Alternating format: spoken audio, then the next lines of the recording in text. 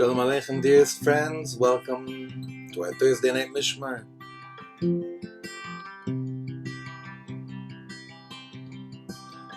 Get your children ready, get your tummies ready, the neshamas ready, and let's spend the next few moments really b'simcha with a beautiful piece of Torah we're going to be learning momentarily.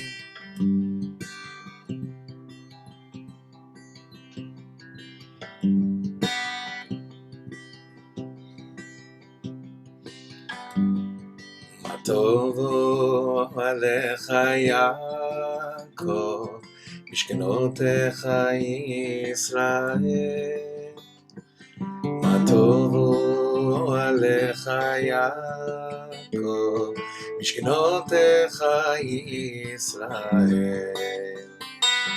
Matovo alecha Yaakov, mishkenotecha Yisrael. Matovo alecha Yaakov, mishkenotecha Yisrael. Bani berov chazdecha, avo beitecha, shtach vel heichal kodshecha, beiratecha. Di-da-da-da, moi-da-i-da-i-da-i-da-i.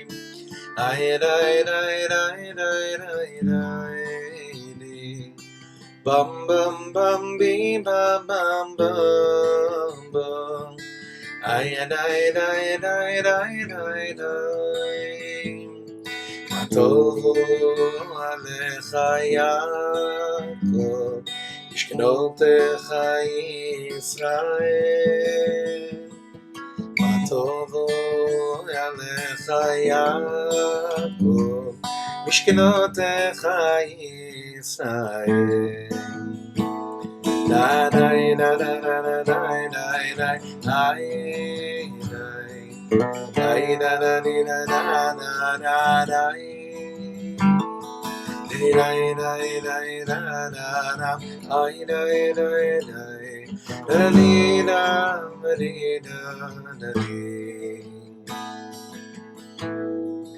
Oy vani berov chazdecha, avo beitecha, eshtachavel heichal kodshecha, beiratecha.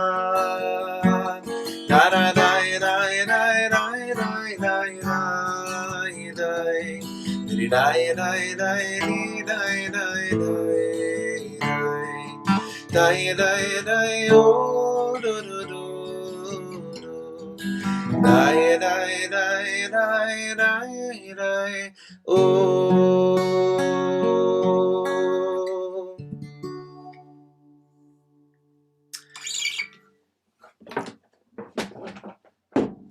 Every year, when we learn Parshat Mishpatim, we always have the following imagery.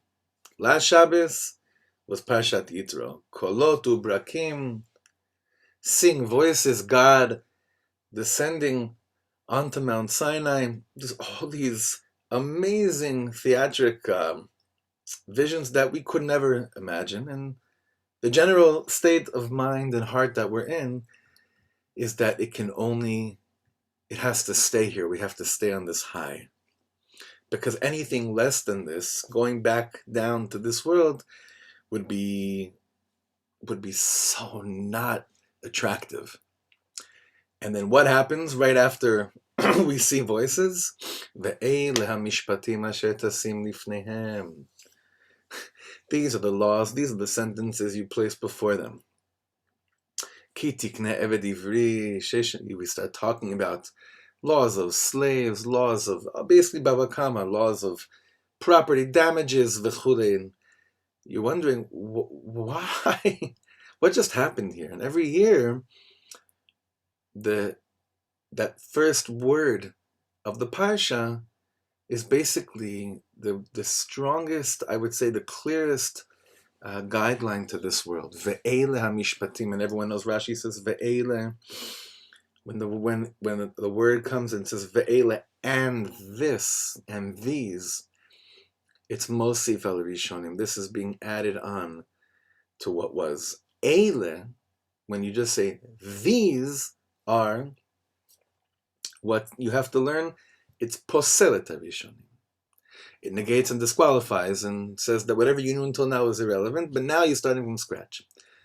But the word ve'ele always means, okay, whatever was is completely relevant and shayach, but now let's take it even, dare I say, a step deeper. So every year we try to understand, how could Parshat Mishpatim, a parsha which deals with laws that seem so mundane and so not exciting, how could this be part of where we just came from? Every year we try to address this question. And in our lives, it's always like after great highs that when we experience absolute harmony with the creation, with ourselves, with the Ribono Shel Olam, and things are just there with the Torah for us, what do we do and how do we relate to such olam hazeh materialistic stuff that we feel can only take us away from what life is all about, which is really the emes, the oneness, the state of mind, clarity, beauty, whatnot. And every year there's another way of understanding how to connect Mishpatim to Yitro. And this year we've been learning the Beis Avraham, Reb Avraham Slonim. And there's a long piece in here that we don't have time to do it all, and I really just want to focus on one section of the first teaching in the Beis Avraham Parshat Mishpatim, as this will really guide us to, I think, address the question we just brought up in a very important way. So you look in front of you, Ve'ela mishpatim asher tasim lifnehem. Quote that first Rashi, Ve'ele mosif al rishonim. This is adding on to what we had before. It complements it. Ma ne'emar b'parsha hakodemet. What does it say in the previous portion? God told us at the end over there, Atem ra'item ki min hashamayim dibarti imachem. You saw that I spoke to you from the Shammai, meaning you experienced such divine light, such oneness. And then it says, Lo tasun iti elokei kesef, don't make with me a god of silver. And then it says, Mizbach adama taseli, you have to make me an altar from the earth. And then right away it says, Ve'ela hamishpatim. What's the connection? How do these things add up? What is the Torah telling us by what seems to be a descent? You saw me talking to you from the sky, and then I start talking to you about gold and silver, earth, mizbech adamata seli, ve'ela mishpatim. But really, if a person is able to see that it's not a descent, God forbid, it's actually a wondrous ascent, our way of dealing with the opportunity we have every single day to elevate the mundane would be completely different. And the excitement towards being in this world would actually be a bit more exciting than it normally is. So this shir is dedicated really in honor of all those who haven't given up, which is all of us. So I want to jump down to the bottom line over here, because this quote from the Gemara in Baba Kama only shows up at the end of the teaching again, and for the sake of what we're learning today, I wanted to jump down. As you see over here, it says, then it's also, we know the famous Mishnah in Avos, it says, Al shlosha dvarim ha'olam omed. The world stands upon three things, Al Torah, Al Avoda, Val Gemilus Chasadim, V'akol Inyan Echad. The whole world is standing upon the Torah, the work we do in this world, and Gemilus Chasadim, loving kindness. It's all one. So what's our dance with HaKadosh Baruch Hu in this world? These three things, how do we see it in this parsha? Look what the Slonim Rebbe says. Atem ra'item ki min hashamayim dibarti imachem. It's okay to admit that we have those moments. Hashem is saying, you noticed, I spoke to you from heaven. What do you do with that though? So the Rebbe says here, Shelefamim, Hashem itbarach me'ir le'ish Yisrael u'magbio gavoa me'od. There are moments, we can't really explain it, and we can't bank on it either, it just happens, where HaKadosh Baruch Hu shines upon a Yid and elevates him very, very high. He basically, it's like you feel like you're being transported, you're being elevated and lifted to a very high, high place. Why? Kedei leharot lo ulehat'imo sheyesh noam va'arevut ba'avodat Hashem hanechemadim mizahav umetukim midvash. There are moments where God takes you and says, come with me, I want to show you something. And at that moment, God is showing us, He's giving us a taste of how much it really tastes so good. How much being with the Ribono Shalom and, like we always say, dancing the dance, really does taste good. Like quite often, and it's okay. We all have not just these moments, but these seasons or these Gilgulim, where dancing the dance doesn't taste so good. We have to believe, no, this is probably doing good things, like, keeping Torah and being someone that's really immersed in mitzvahs. Doesn't taste so good, but I'm told it should taste good. If I was more refined, I would feel the good taste from it. It's funny, this morning I got such a sweet message from a friend of mine who I had the privilege of naming his son at a brit. Well, not meaning I didn't choose the name, but I was asked to say the name a few years ago. And the kid now is doing his upshurn, and they want me to be the first one to have the privilege of teaching him Aleph Beis. And it was such a moment of tshuva. Because what do we want more than, anything in the world than to give over our children a sense of learning Torah is sweet, it's good. It's something you want. That's why we put the honey on the letters and the kids lick the letters, because it's got to be like mamish dvash in our mouths. So there are moments later on in life where Hashem says, you know what? It's an Eisratz and the gates are open right now. And what would be even higher than just hearing God's voice is Hashem giving you a taste of how sweet it really is, at the risk of quoting a fellow musician, how sweet it is to be loved by you. How sweet it is to be loved by you, meaning I get a taste of how much I'm loved by God. I can get a taste of how much I'm loved by God when I'm in the Avodat Hashem, when I'm there. Okay, so that's the first level we're speaking about. Achita, but it says Tzofia halichot beita belechem atzlut lo tochem. Where do we say that? We see that in Eshes Chayil. What does this mean? She'aolam hazeh hu kmo mi shenoseh layirid. This whole world is like someone who travels to a fair. V'yesh sham gam sha'ashuim na'im me'od. There are also like plenty of fun things. Sha'ashuim can even mean toys. There are things there are distractions at the fair. Umi she'eino shoteh, person who's not a fool, eino holech acharei mar'eh einav v'hanaot. A person who's not a fool is able to not let his eyes that are basically, taken captive by the hanaot, by these attractive distractions, and he's able to stay focused on the reason why he went to the fair and to basically do what he's supposed to do there, right? Not get distracted, which he says this is what this whole world is like. There's a fair, but it's filled with distractions. What are you busy doing at the fair? So he continues, and he says, sorry about this, let me just try to make this a little bit bigger. Okay. V'yodea shelo yishaer kan tamid. A wise person who's not a fool is very aware of the fact that the fair, being at the fair, is temporary. Being in this world is temporary. Our time here is temporary. Do we need any more examples than the recent mabul, the flood of Gdolim that we've lost, to wake us up and realize it is so temporary here. Lo nishaer kan tamid. V'tzarich le'achin dvar ma lebeito.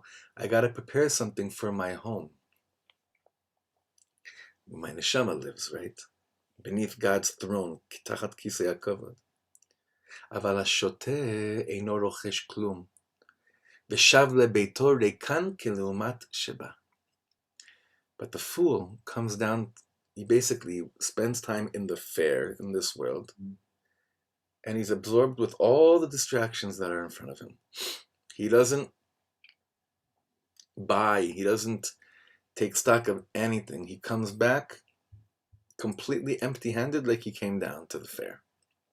כמו כן, כשהשם יתברך מאיר לו ונותן לו שעה טובה, but even this neshama that's being distracted by the toys, by the distractions at the fair, there are moments where Hashem Yisbarach has Rahmanis, and he's like, you know what? Take advantage of what I'm going to show you right now, how good it tastes. The Rebbe says, Eino mesim libo lehamik uleachnis zot amok belibo, sheisher lo gam leachar kach kshelo yeh b'madriga zo. A fool gets so captivated by the moment of experiencing godliness that he's not thinking at all, what am I going to do with this high moment? This is something we all suffer from. Not all, but I can't say all about anything. Generalizing is never a good thing, but at least from the experiences that I've had in my life and that that I've discussed with many of you, is that what we want more than experiencing highs is having highs that last. But then we realize it's not about highs that last. What we really want is to be able to do something with high experiences, high moments in our life. So the Rebbe is saying over here that we can walk the streets of the world like such a fool. But even fools have, every fool has their moment. And even then, I don't think to myself, how do I enter this in my heart?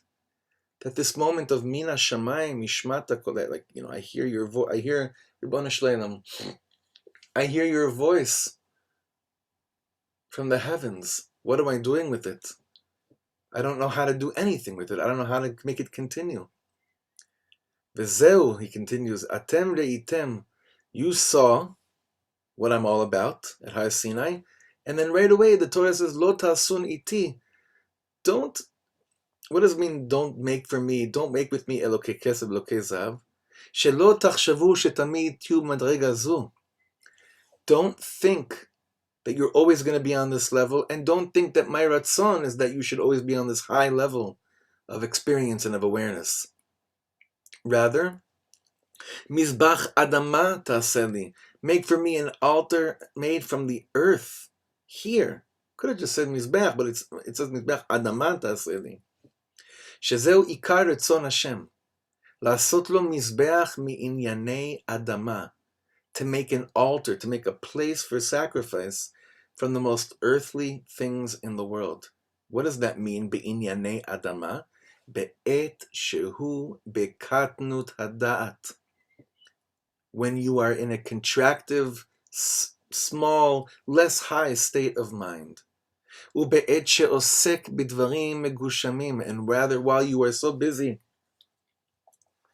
dealing with materialism, ke'achila u'shtiya v'shena v'chadome.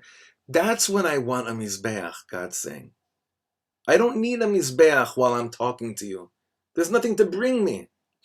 There's nothing to elevate. Everything is up there. You're here so that when you're not as high as when I'm talking to you, when you're sleeping, when you're eating, when you're drinking, when you're dealing with business, that's when I'm interested in a mizbeach, in an altar. That's when I'm interested in bringing forth a korban. So he continues here and he says, and it's the last thing we're going to see, V'zeu zevach. Mizbeach comes from where, like, what's a zevach? Shezoveach v'korea b'ze et timtum libo. When a person comes to a state of in their lives where they realize, I am so done with thinking that God is only interested in me when I'm high, when I'm spiritually elated, but I come to a deeper, and this is so important, friends, when I come to a deeper understanding in life that the Ribbono Shel Olam is actually interested in me, when I can barely get my head and my body out of a shluf state of mind.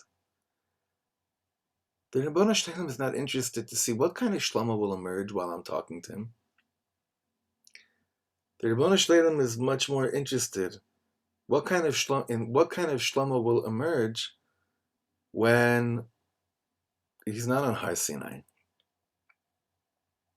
How much do we believe that the Ribono Shel Olam is interested in a bracha that I'm saying over coffee, over water, over juice? Mizbeach Adama Ta'aseli. God doesn't say to me, Mizbeach Shamayim Ta'aseli, try to reenact Mount Sinai. Not at all. And our emunah is that every mitzvah that is given to us and every halacha that's given to us is an opportunity to come to this conclusion, the following conclusion, which is what? God is interested in my menschlichkeit much more than he is in me trying to become a tzaddik. We all think the goal is to become tzaddikim. It's beautiful if you're able to get there. What God is much more interested in is how much of a mensch are you going to become because you taste how sweet it is to just go with emunah shlema, with ve'ela mishpatim asher tasim lifneim. This is why it shows up after Matan Torah. The highs, God decides when those happen. God decides when those moments of utmost bliss take place. But you have very little bechira there, and God's not so interested to see what you look like while he's talking to you. God is so much more interested in seeing what do you do after you heard Anochi Hashem Elokecha Asher Tzaticha Me'etz Mitzrayim Beit Avadim. I want to share with you a beautiful story. Lahavdil Elef Avei Avdolos, we're not comparing anyone, any man, any human being to a godly appearance, but I think this will actually hit home. And it's a little bit of an out there story, but we could take it. In 1967, on Pesach, it was the first Pesach that Rav Shlomo Katz went to San Francisco to spend time with the few hardcore Hasidim that he already had by then, people that he turned on to Yiddishkeit for the first time. And there was just like, he said, 2 motel rooms. It's a bunch of people. And they stayed up, they did Seder that night till 4 a.m. And Seder night, it says in the Agada, Uvemayr Agada Zo Gilui Shechina. There are moments at the Seder table where you really do feel that there's no concealment. It's all like, just like Hashem speaking, Gilui Shechina, the revelation of Shechina. It's Hashem Yisborach sitting up there, and a full revelation. The Zohar HaKadosh calls Seder night Mochin de Gadlus. It's an expansive mindset. But again, when your mind is expanded and then you feel close to God, Mela, the Shaila is, what happens when there is no Rebbe in the room, when there is no direct speech? Who are you when there's nothing left? V'nizgav Hashem levado. V'yivasa Yaakov levado. Yaakov's alone. There's no one there. That's when the tests all happen, right? So Reb Shlomo said he was sitting with these young hippies till late, for like 4:30 in the morning. And he was telling them all the most beautiful stories in the world about Pesach and the depth of matzah and the kedusha of the Seder v'chulei. And he said, okay, we finished the Seder and it was time to go shluf. But he kept his door. Basically, the hippies were in one room and he had his own room. But he kept his door a little bit opened because he said he wanted to know if anything was really going inside these kids. He wanted to see what they're like when he's not there, when he's not giving everything over to them. Was there any rishimu, anything sticking inside? And he's saying for him it was real test to see where he's at, what kind of relationship he's really growing with these people. He said he saw something that gave him so much strength to keep on going strong. He overheard and saw that one of the chevra that was sitting there pulled out a very big joint. And he said, who wants this, right? wanted to pass around and get high. And one of his top students at the time, like someone that just got turned on to Yiddishkeit but was, really tasting it for real, this woman said to the guy that pulled out the joint and said, "Oh, brother, listen, you really want to get high? I got something much stronger." The guy got excited. He puts his thing away, and she pulls out a piece of shmona matzah. He says, "This stuff takes you way higher." And it was a moment for him, a very definitive moment, of a very reinforcing moment of, there's a chance. There's a chance with these kids. There's a chance with these young seekers. And I feel like this story reminds me all the time that it's not about how high you are when you're high. It's about how high you are when you're low. It's like that statement that he would say, it's not about how much you love me when you love me. It's about how much you love me when you hate me. It's how high, how close do you feel to God when he tells you, Anochi Hashem Elokecha, or when he tells you, Ki tikne eved ivri, shesh shanim ya'avod. Obviously, behind every word of the Torah, of even the most mundane, seemingly mundane chukim, of course there's arevus, there's sweetness. But I want us to give reminders to each other that we're living in an era now where, because of, especially here, we're not together on Shabbos the way we should be and the way we hopefully can be. We're going to look back at this tkufa and be like, where was the sweetness that I tasted in Shabbos when the access I usually had to the Har Sinai Shabbos weren't there? If God is God and God is everything, that means Hashem is also in the Parshas Mishpatim types of Shabbos, where I'm not hearing God's voice from Har Sinai, but if I really, really, really listen, I believe so strongly that this is exactly what the Ribbono Shel Olam wants, and there's sweetness here. Please, Hashem, we're all in the fair, and we're getting distracted by so many enticing objects, whatnot. Mizbach Adama Taseli, please make it clear to us, remind us, Hashem, you're interested in me making a Mizbeach out of the most mundane things, out of the most non-high moments. They may even reach higher than the moments where I think, when everything's bliss, it could be. We never know. So we're giving each other koach and emunah in each other that we can get there. And in the schut of Parshat Mishpatim, and the schut of all the mitzvahs that are in this parsha, Hashem should have rachmanis in us and reveal more and more of the dvash, of the sweetness that's behind every single mitzvah. Bichlal, in the whole Torah, but definitely in this wonderfully, beautifully packed, jam-packed parsha filled with laws. We should all be privileged, like the end of the parsha, Aleh elai ahara v'hei esham. Go up to the mountain, let's show up with all our baggage, but just be there. Let Hashem do the rest. Just show up. Good Shabbos, everyone.